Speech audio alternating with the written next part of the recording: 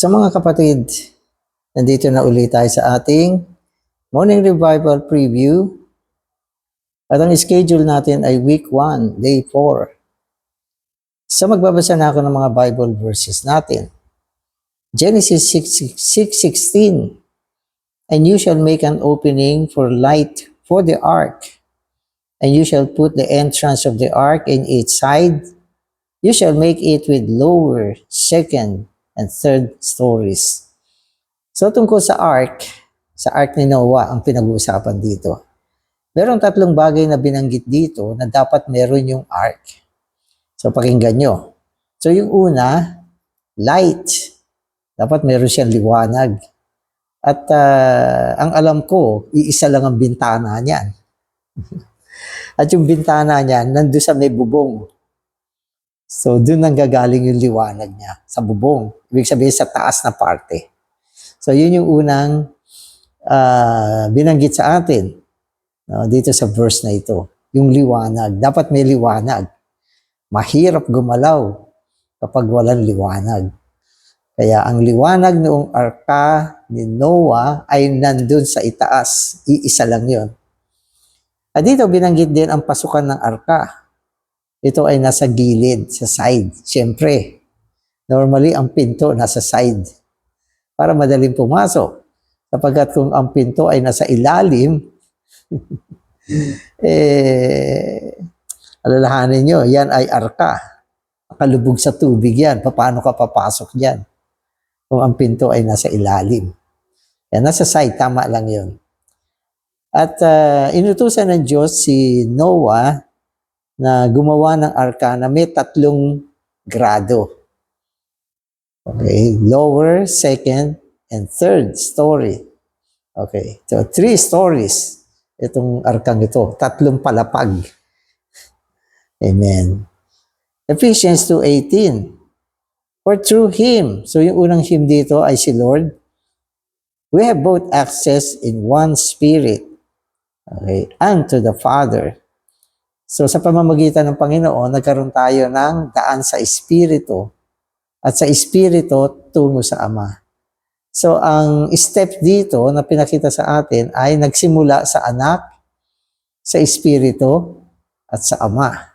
So yan yung isang sequence na binabanggit sa atin tungkol sa karanasan sa 3-1 Diyos. Ephesians 2:18. Okay, so natapos ko na yan. Acts 26:19. Therefore, King Agrippa, I was not disobedient to the heavenly vision. So magbabasa na ako para makita natin kung anong laman ng MR natin ngayon. The ark was of 3 stories, the lower, the second, and the third.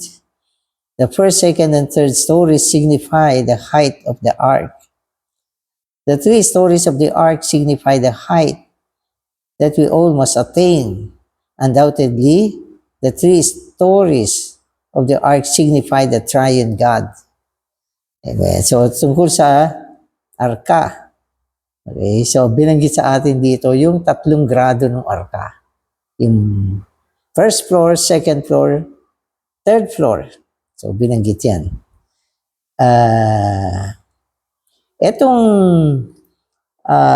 taas ng 3 grado ng arka, ito rin yung taas ng buong arko.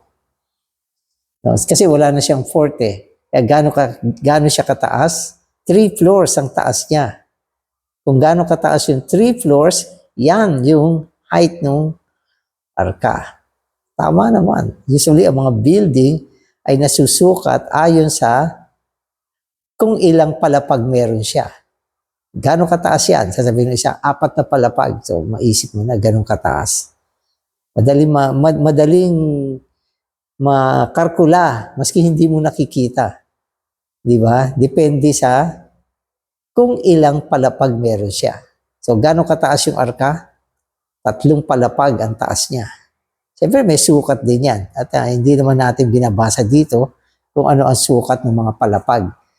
Pero humigit kumulang, ang taas niya ay exactly hanggang 3 palapag. Amen. So merong ano, mahalagang kahulugan nito na yung taas ng arka na 3 palapag, sinasabi rito na ito ay tumutukoy sa taas na dapat na marating natin. Kasi ang Christian life ay nag-grow, tumataas. Lumalapad, tumataas. So ganyan ang normal na situation ng Kristiyanong buhay. Kapag hindi ka nag-i-increase, abnormal yan. Ibig sabihin, walang pagsulong, walang pag-asenso ang buhay natin. So, kailangan tumataas. So, gaano kataas ang dapat nating abutin? Ano yung dapat na height na dapat nating abutin? So, sinasabi rito, yung height natin, dapat 3-story. 3 palapag. Na ito ay tumutugma sa arka ni Noe. So yung ark ni Noe, 3 palapag. Dapat ang height natin bilang isang believer ay 3-story ang taas. So ano ito? Undoubtedly, the 3 stories of the ark signify the triune God. So yun. So inuulit natin yung arka, meron 3 grado. Okay, 3 palapag ang kanyang dami ng palapag. At sinasabi sa atin na yung height, sukat ng taas ng arka ay sukat ng 3 palapag. At sinasabi rin sa atin na ang sukat natin bilang isang believer, ang height natin, ang sukat natin pataas, dapat 3 palapag. At kahuli-huli ang binanggit sa atin na ang 3 palapag ng arka ni Noe ay sumasagisag sa 3-1 Diyos. So, malinaw na siya. Anong height mo dapat? Dapat yan ay height ng 3-1 Diyos. Nang ibig sabihin, yung kumpletong karanasan natin, dapat umaabot sa 3rd floor. Sa 3rd floor. So, kung ano yung 3rd floor, dapat yun ang sukat natin. Amen. So, babasahin ko to. Concerning the Trinity of the Godhead, we always say the Father, the Son, and the Spirit. Which person of the Trinity is the first story? It is easy to say who is the second, for we all know that the Son is in the middle. But is God the Father or God the Spirit the first story?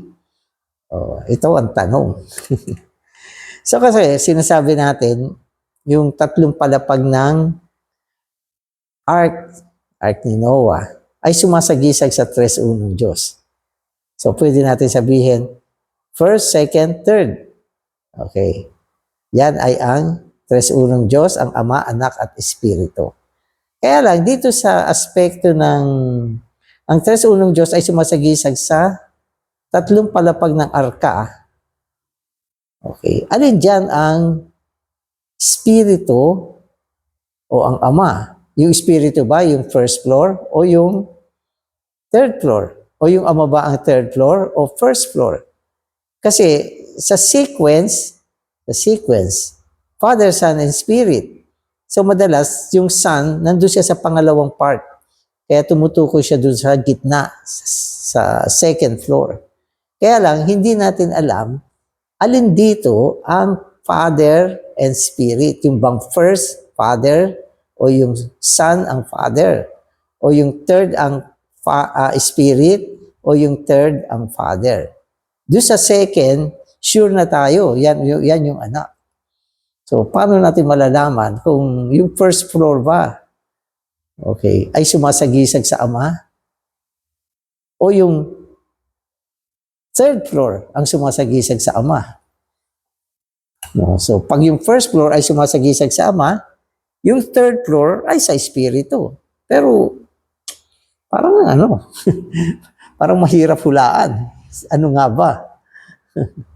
Okay, so merong paraan dyan. So, tingnan natin ang paliwanag dito. In Luke 15, we find 3 parables. Okay, so yung sa Luke 15, merong 3 parables na tumutukoy sa triune God. So, ito yon. The shepherd recovering the lost sheep. So yan yung unang present, yung shepherd, na kinuha niya o binalik niya yung nawawalang tupa. Sino yan? Siyempre, yan yung anak. Siya ay tumungo upang ibalik yung nawawalang anak. So, yun yung una. Okay, shepherd muna. Yan yung anak. And then, the woman seeking and finding the lost coin. Sino naman yan? Yan ang espiritu na gumawa siya upang hanapin ang nawawala. Tayo ay sumasagisag sa mga coin, mga mahalagang bagay, na hinanap ng babae. Nagsindi siya ng ilawan. No? At sa pamamagitan, nahanap niya tayo.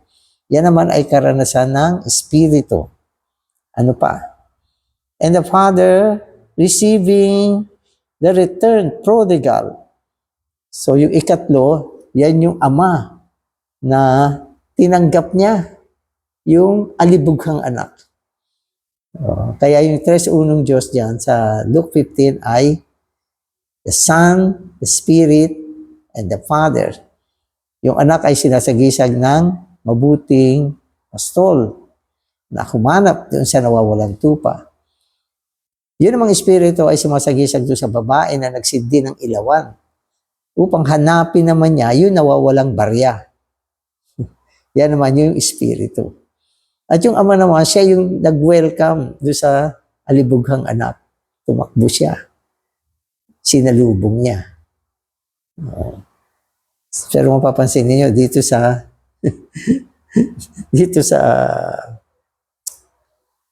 sa parable ng 3-1 Diyos sa Luke 15, ang sequence niya ay anak, espiritu, ama.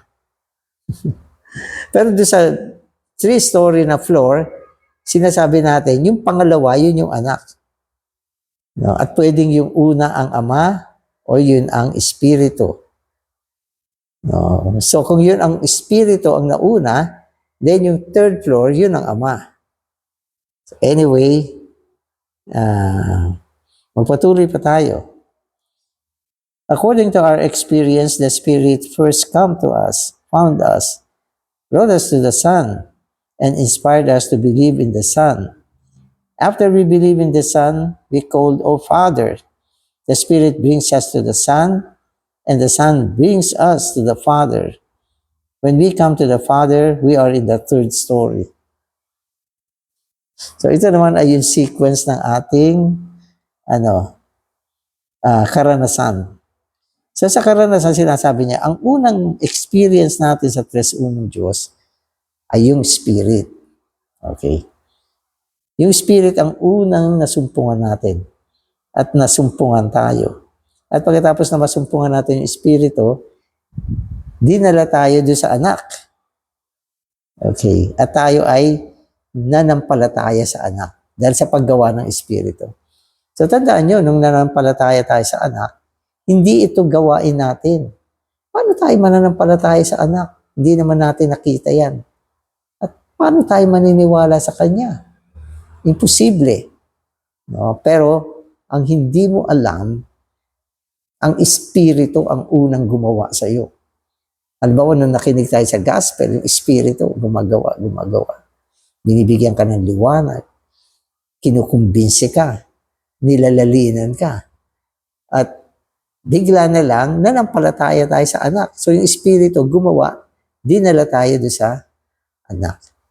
At mula naman sa anak, nadala tayo sa ama.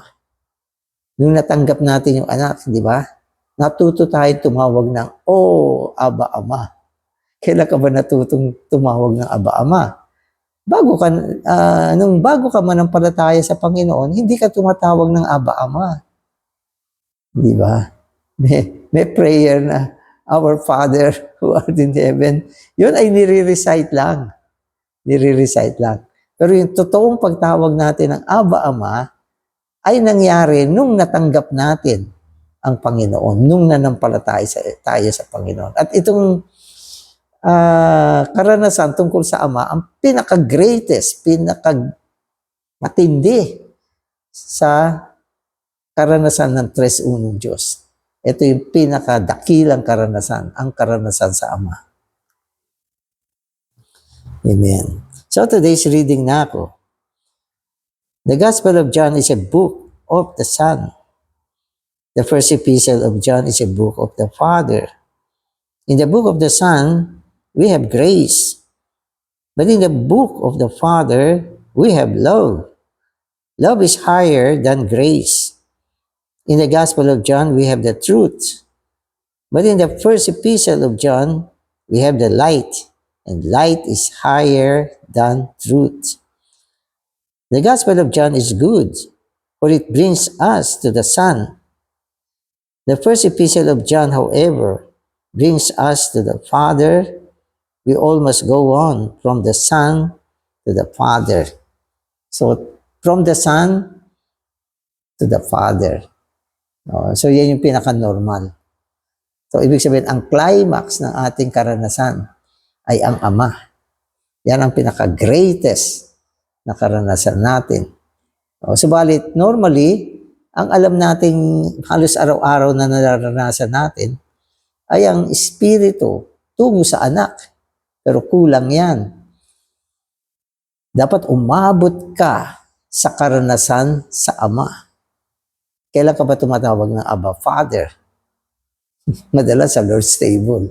Ibig sabihin, yung karanasan natin sa Lord's Table, mataas yun. Lalo na dun sa portion na sinasamba natin yung Ama.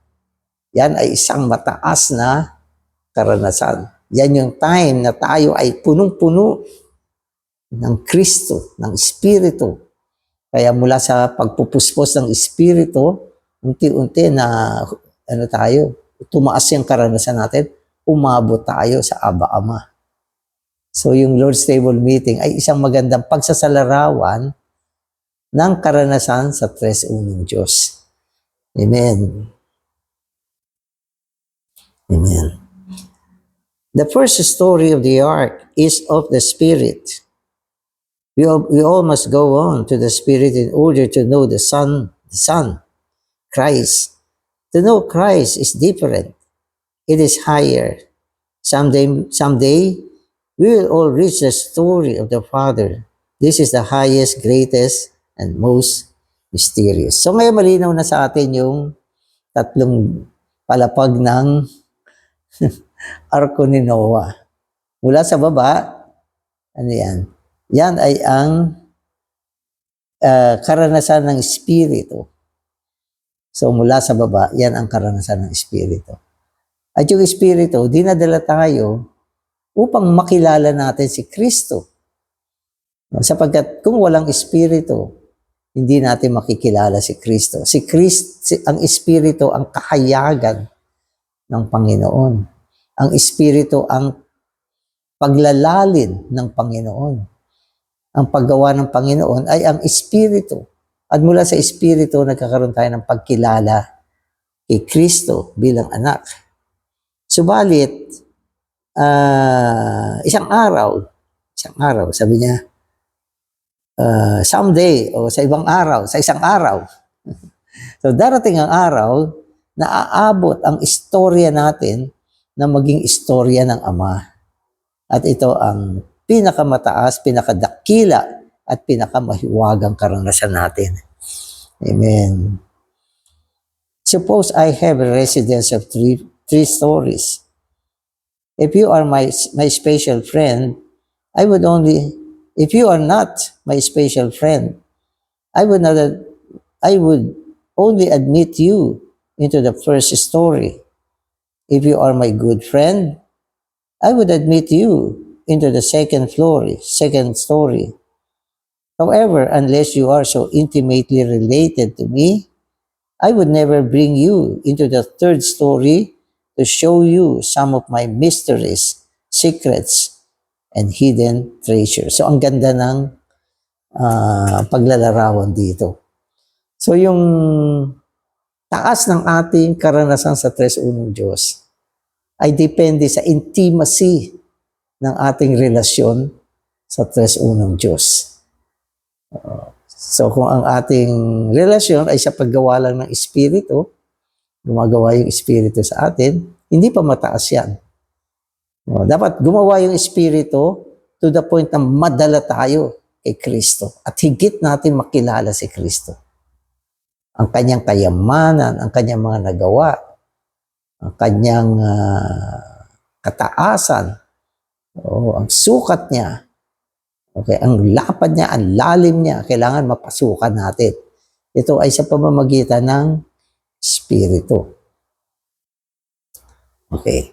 Subalit, dadating ang panahon na mas madadala ka sa pinakamataas na antas ng karanasan sa 3-1 Diyos. Ibig sabihin yung third floor. Okay. Yung ikatlong palapag ng ark, mararating mo. At diyan, mas magiging dakila, malawak, malalim, sagana, okay, ang magiging karanasan natin sa 3-1 Diyos. So, ang tanong, nasaan grado ka na ba ngayon? So, kailangan meron tayong pandama. Kung umaakyat ba tayo? Normally, dapat umaakyat. Nagsimula sa first floor, umaakyat, hanggang umabot sa tuktok ng karanasan ng 3-1 Diyos. Amen. So, naalala ko yung dineclare sa atin, I think sa Samuel, sabi ng Panginoon, ang iyong pangalan ay ihahayag ko, okay, sa gitna ng kalipunan. Ang ibig sabihin dyan, ang Panginoon kasama mo na dadaling ka niya upang makilala mo ang Ama. Dadaling ka niya sa ganyang karanasan. Napakataas na karanasan. Amen. In the ark, there was one opening toward the heavens, but that was a skylight. The Hebrew word for opening has the same root as the word for noon. This means that when you are under the opening, you are in the noontime. You are in the sunshine and are full of light. Amen. So, kanina binanggit natin yung liwanag ng arka ay nandun sa top. Ito ay nakaharap sa langit. Ang ganda ng bintana na yan. No, usually, ang pinakamagandang bintana para makakita siya ng liwanag dapat nasa taas. Kasi yun yung pinakasentro eh. Kaya yung mga gumagawa ng solar panel, yung naglalagay ng solar panel, hindi nila nilalagay yan sa gilid. Nilalagay nila yan doon sa taas. Kasi ang pinakamalakas na sinag ng araw ay sa noontime, sa katanghalian. Kaya itong liwanag na ito, okay, sinasabi sa atin, yung bintana o opening, okay, ang kanyang pakahulugan sa Grego ay katanghalian. Noontime yan, noontime. Okay, na ang ibig sabihin, kung ikaw ay nasa ilalim ng ganitong klaseng bintana, okay, ikaw ay nasa katanghalian ng liwanag, nasa liwanag ng katanghalian. Okay, at ikaw ay nasa ilalim ng sikat ng araw. At ikaw ay puno ng liwanag. Kaya nasaan ang liwanag? Nandun sa pinaka rurok ng sukat. At yun ay ang Ama. Ang Ama. So, nandyan ang liwanag.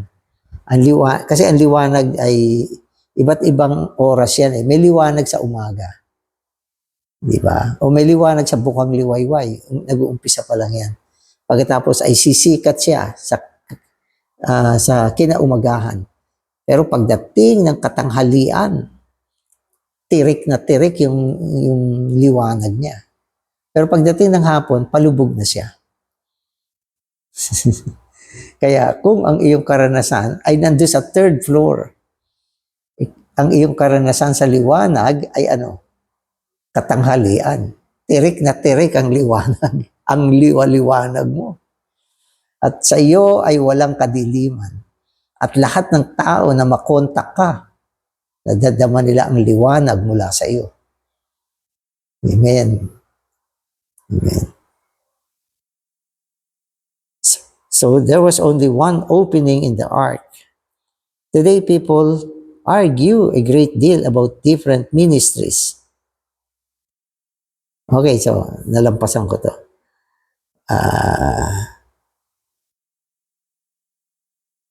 Okay. So whether you are in the first, second, or third story is proved by the degree of light that you have.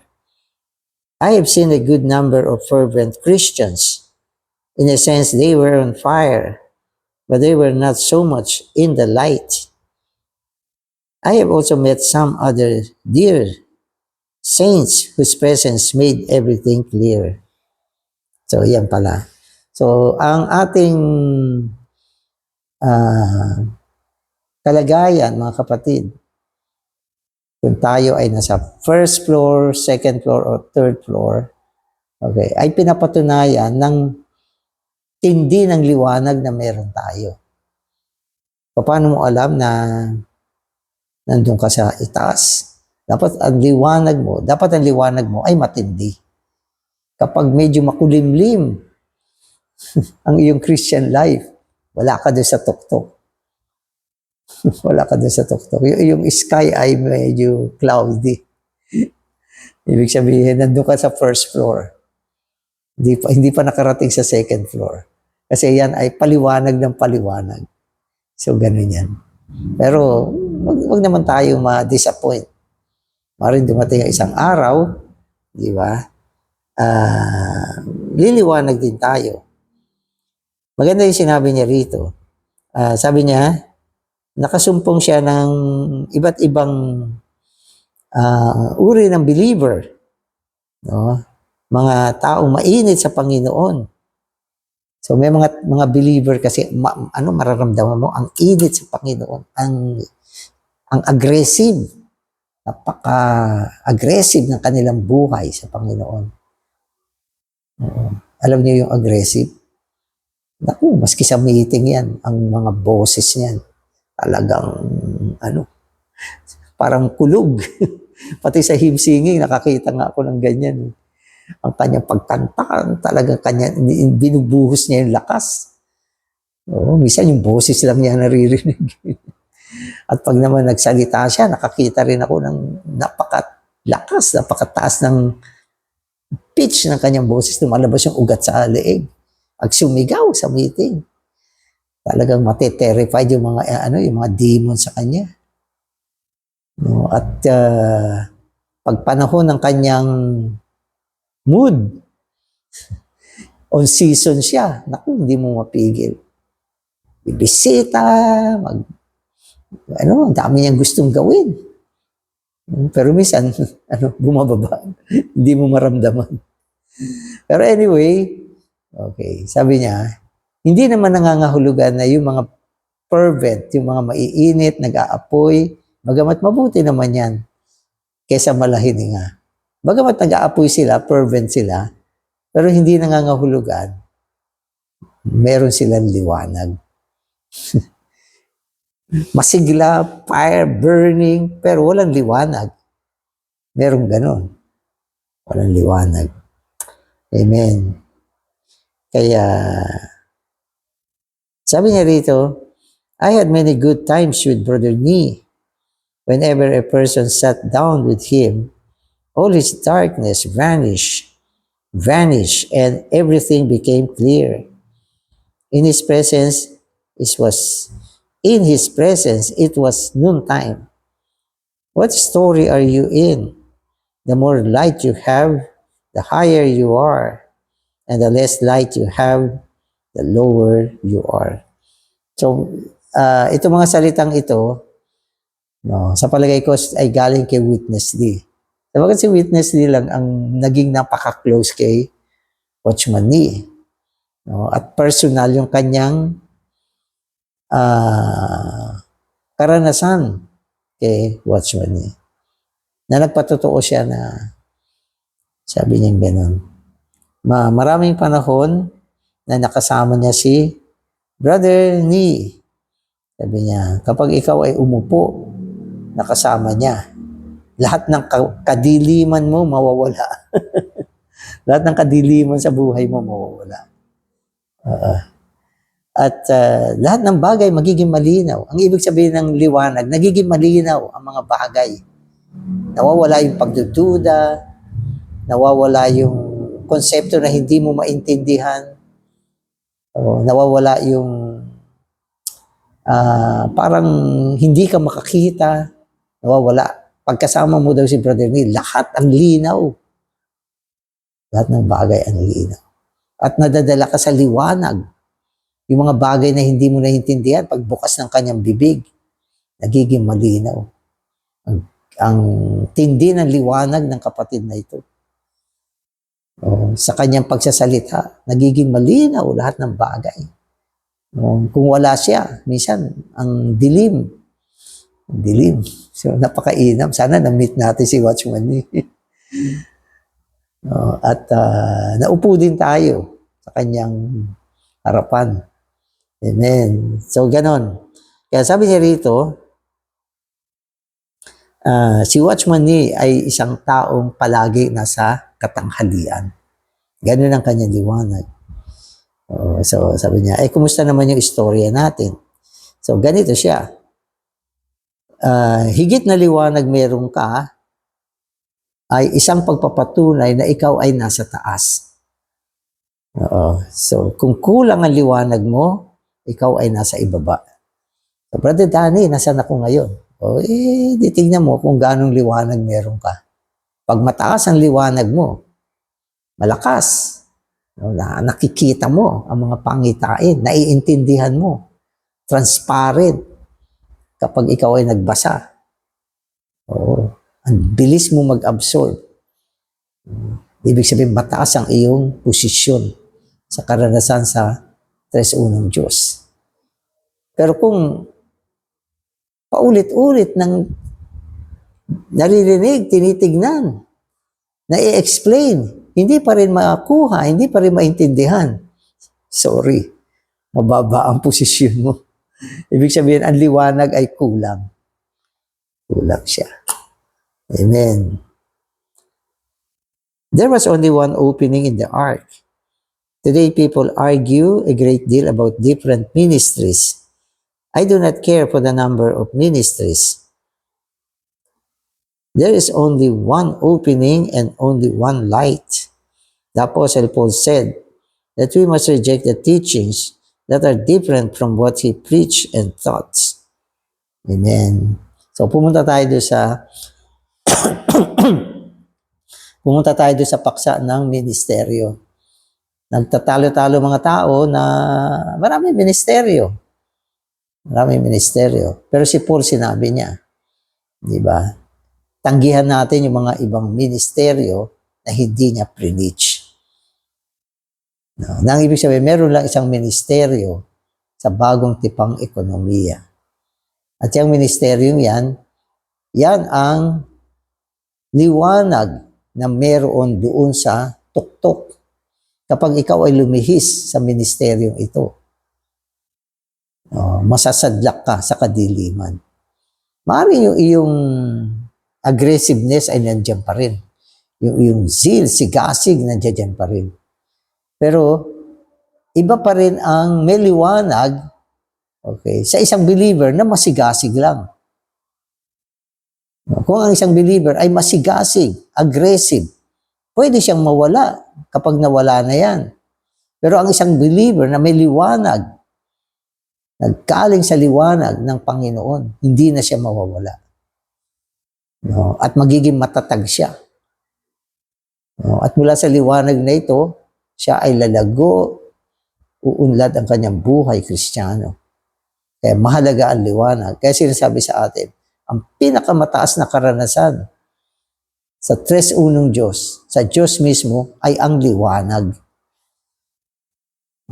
Kapag walang liwanag, ibig sabihin walang presensya ang Diyos. Maski ngayon, kung wala kang liwanag, sorry, ibig sabihin, hindi mo nahihipo ang Diyos. Wala kang liwanag.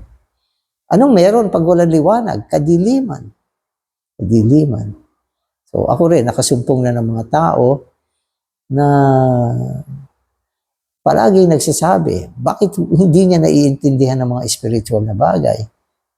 No, bakit parang nakikita niya ang mga iba na excited, masaya sila, na-appreciate nila. Pero wala siyang ganong karanasan. Ang problema niyan ay hindi dahil wala siya napapakinggan. Ang problema niyan, wala siyang liwanag. Wala siyang liwanag. Bakit ba walang liwanag kadalasan? Kasi meron takip. Meron takip. Hindi ko alam kung ano ang nakakahadlang upang ang liwanag ay pumasok sa iyo. Dapat tanungin mo, Panginoon, kung ganyan yung kondisyon mo. Tanungin mo siya, Panginoon, bakit parang walang liwanag? Alam kong nasa kadiliman ako, pero bakit walang liwanag? Malamang merong bagay na tumatakip. May bagay na humahadlang sa liwanag. Kaya mahalaga ito. In God's economy and in God's church, there should be only one opening. The light should not come from the north, south, east, or west, but from the sky. In the building of God, there is only one opening, one revelation, one vision. The light comes from above. So, ang ilaw ay nanggagaling sa kalangitan. At ang kalangitan ay dinala na sa iyong espiritu. At ito ay walang iba, kundi ang Tres Unong Diyos. Ang mataas na karanasan sa Tres Unong Diyos ay umaabot na tayo ay makatanggap ng liwanag na kasing liwanag ng noon time. Amen. Lord Jesus. Lord, salamat sa mga salitang ito. Salamat pinakita mo sa amin na ang buhay namin bilang mga mananampalataya ay dapat sumulong mula sa ibaba tungo sa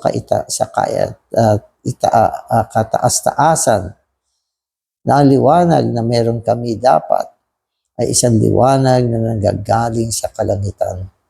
Ito ay ang liwanag na galing sa Diyos na naihasik sa aming mga espiritu.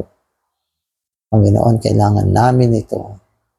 Lord, kung walang liwanag, ang buhay namin ay mababa. Taas mo ito, Panginoon.